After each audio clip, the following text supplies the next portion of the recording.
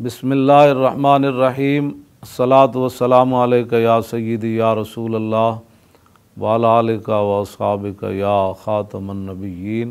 31 अक्टूबर बरोज़ बुध supreme court ने आसिया मलूना का case जो लगा हुआ था उसका फ़ैसला सुनाने का ऐलान किया है।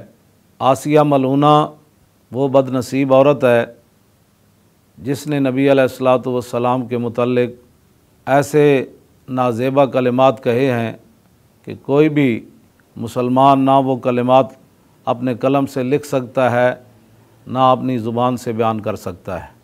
सुबह 8 बजे तमाम उशाकान मुस्तफ़ा अलैहि तहियत व सना रोडों पर आ जाएं। अगर ये फ़ैसला नबी अलैहिस्सलातु वस्सलाम की इज़्ज़त आबरू के मुताबिक किया जाता है तो दुआ करके घरों में आ जाएं, और अगर ये फ़ैसला गुस्ताख़ रसूल को रिहा करने का किया जाता है तो फिर हर किस्म की कुर्बानी देने के लिए आप मैदान अमल में रहें जब तक मरकज़ की तरफ से दूसरा ऐलान न किया जाए।